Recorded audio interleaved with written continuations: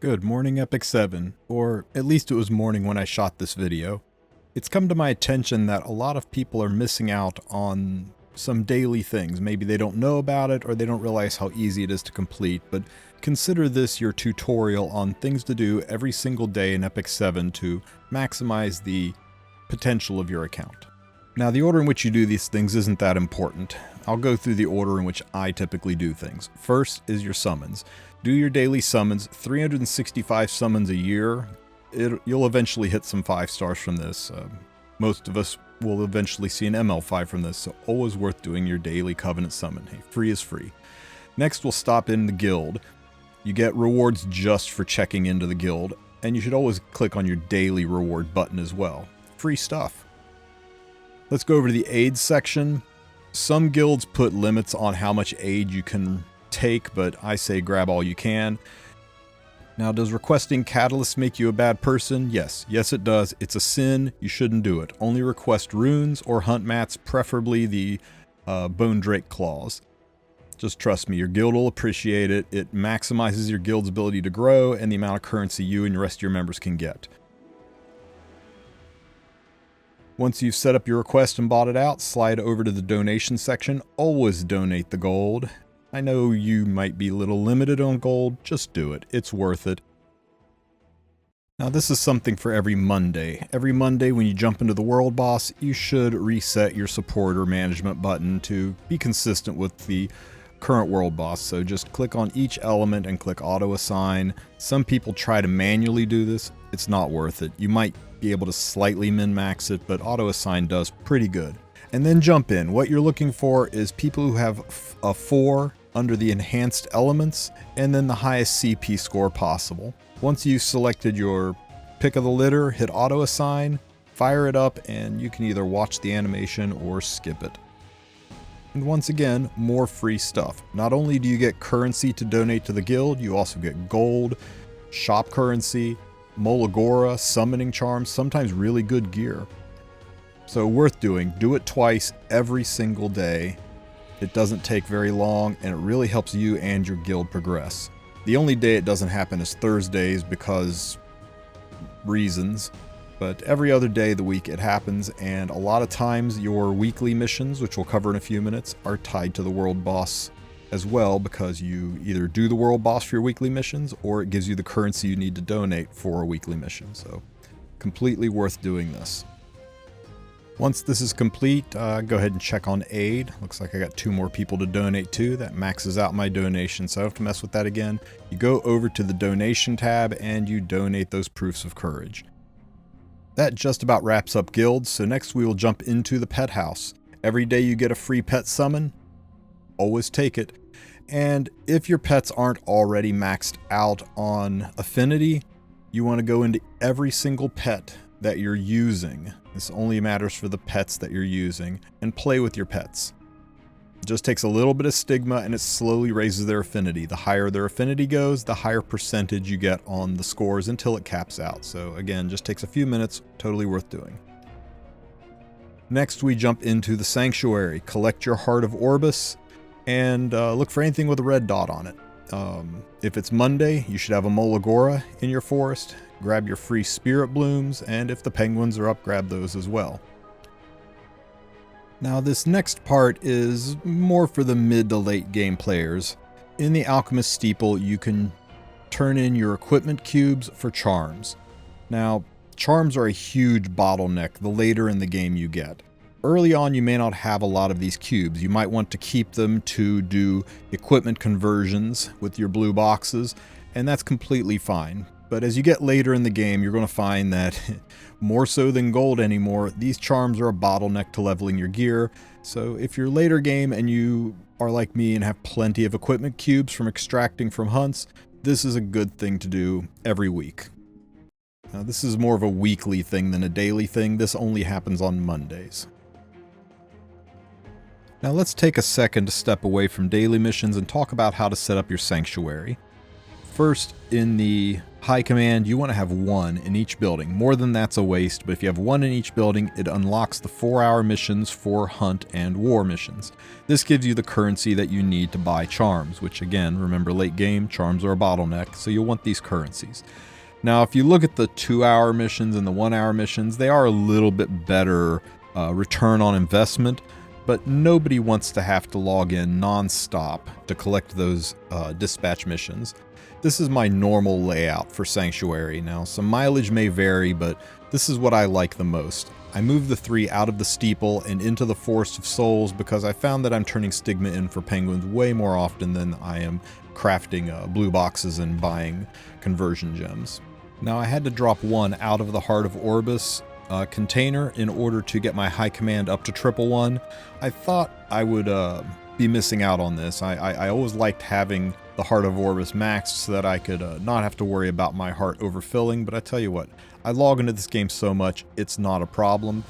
And the high command missions taking 4 hours is kind of a reminder for me. If I collect those missions, it's a cue for me to go into the Sanctuary and collect the Heart of Orbis, and I've really not missed out on any loot. Okay, enough about the Sanctuary, let's jump back into daily missions. Go ahead and head on over to the Battle tab and click on the Abyss. If you're not doing any Abyss today, or have already completed the Abyss, then purify it. Free gold and stigma. It's actually a pretty good chunk of gold when you consider each stigma is worth roughly 95 to 100 gold. Next, we pop over to the Labyrinth tab. Every single day, you should go into the Hoochie shop. The easiest accessed one is in the Hall of Silence, the very first labyrinth you ever do. Click on the map, teleport to the topmost corner, and you can see Hoochie on the map now. He is just due west. Now, there is a fight on this area. You'll be able to one-shot it, but if you want to have it so that there's no fight there, just keep exiting the labyrinth and it'll reset and repropagate the fights, and you'll eventually get a run where there's no fight in that hallway, and you'll never have that fight again, if you really care. Go into Hoochie, buy everything that he offers that is not crummy 1 and 2 star artifacts or green friendship bookmarks. I know it says underneath Hoochie that only purchase rewards reset. That's a lie. Hoochie is a liar, and it's been like that since day 1. The entire shop repropagates once a day. That's part of your daily routine. Now, this is a part a lot of people aren't aware of. Jump into the adventure map, and you want to go to Zone 3, which is Savara, bottommost point on continent number 1. In Savara, you want to go into Kai Ruberin. In Kai Ruberin, there is another merchant, just like Hoochie. He is just north of this fork. He's a little bit more expensive than Hoochie, but I still think it's worth it. He only sells charms. You'll never see Molagora or catalysts or anything unusual. It's just charms and really, really expensive gear that you should never buy. Now, Hoochie is also on this floor too. Right there he is, but you cannot click on Hoochie here. You can only click on the Hoochie shop in the labyrinth. Because charms is such a bottleneck, I recommend hitting both of those every single day. By this time, you should have your reputation rewards up enough that you can collect and get the boost EXP for an hour. Once you get that, you want to set a background fight to go on. Normally, this would be a hunt or a unrecorded history, but since there's an event going on, set this up and run it on auto. You know, it's bonus EXP. It's only for an hour, so this is a good time for you to start running your background hunts, and this will also give you the completion points that you need to get the rest of the daily and some of your weekly reputations taken care of. Now that we've got background battling set up, it's a good time to head over to the shop. Now, I'm not talking about purchasing packs here, I'm talking about the free shop. First, on Mondays, you get 2 mola. Always drop transmit stones on those. Second priority for transmit stones is the blue box. Third priority is still pretty important, is the artifact charms. If you've got the silvers for them, I recommend getting your artifact charms. Nothing south of that is worth getting. If you've got leftovers, the spirit blooms are nice. You may or may not want to pick those up, depending on how much silvers you have. And the ego fragment, I think you always at least want 1 or 2 ego fragments in case you need to emergency unlock. Gold transmit stones only spend on galaxy bookmarks. You don't want to use the 4 to 5 star summon. Nothing worse than spending your galaxy or your gold stones on a 4-star Leo. Head over to friendship summons, buy the stamina there. And if you have leftover extra friendship points, get the experienced penguins. Plenty of gold from that. Last, we dropped down to the conquest shop. If it's Monday, there'll be a Molagora in there for you, and 3 more batches of stamina. If you are short on conquest points, you may want to skip the stamina, but I've got plenty of conquest points, so I'm grabbing it. That gives my background fight plenty to run. Now, check the arena. If it's Monday, you should have your arena points. I always go for the Sky Stones. Some people go for the Mystics, but Sky Stones are the premium currency, and this is the only place where you get Sky Stones for free, farmable in the game. Speaking of farmable, always do these NPC missions. I know you're looking at going 3 Sky Stones, that's not a lot, but it's fast. In fact, you just stick RB or some other AoE DPS unit on there and you can usually one-shot these stages pretty quickly. It's only 3 Sky Stones, but if you add it up across the period of a week, if you catch most of them, that works out to be about 150 plus Sky Stones per week, and you get currency to spend in the arena shop, so completely worth doing. In fact, I think all of Arena is worth doing, and unless you just bloody hate it, you should burn your flags. In fact, even if you hate it, burn your flags. Even if you go in and yield, you still get 3 Arena currency, I think, for a loss. So always do the Arena, because it gets you the currency that you need to buy the weapon charms that you will need so much moving on in this game. Now we've got a little bit of free time, so we can jump in and do our guild wars. You should always do your guild wars. Even if you are not capable of winning a fight, you still get mystics for losing a fight. So in fact, there's not a huge difference between winning and losing in a guild war, so just do your best. Now with the background battling running and having done all the arena, you should be pretty far along for your banner event. So go ahead and collect all of the points from your banner event. Try to do this every day. The rewards are really good. It is a ton of stamina and then currency that you can spend in the banner event shop. The banner event shops have all kinds of goodies you can buy as you progress through them. It's a little laggy, it's a little slow. It really should just be moved down to the reputation section, Smilegate. You hearing this? Stop these web events, put it in the reputation section, make it part of the daily missions. Save us all a whole bunch of issues with lag and missing this. Got distracted. Sorry everybody. Hate this web event system.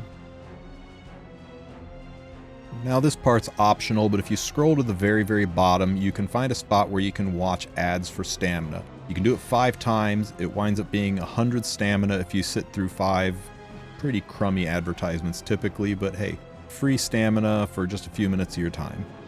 And that, my friends, is pretty much it. Now I do want to take a quick second to discuss the guild member shop. You should always buy the Molagora. It pops out once a week. And I like buying the Mystics because I like buying Mystics, but you may want to save the armbands if you don't have all of the artifacts yet. I always buy these because I wind up with a ton of them. I always buy the blue boxes because I think they're the most worth thing in here. As for the artifacts, Proof of Valor is a very useful artifact. I strongly recommend you have at least 2 or 3 of this artifact. So either have 2 at plus 30, or 1 at plus 30, 1 at plus 27, and 1 at plus 15. You'll find places for it. Victorious Flag is a junk artifact, buy it last. You really don't need it for anything. Symbol of Unity is probably the first or second most important artifact. You want it at plus 30. And the Warhorn artifact is also a very valuable artifact. Most people go to plus 30 on it, but I strongly encourage you to get 1 at plus 27 and 1 at plus 15. There's only a 0.5% difference in damage, or in attack boost, at plus 27 versus plus 30, and having a second one of those is really nice for some hunt teams.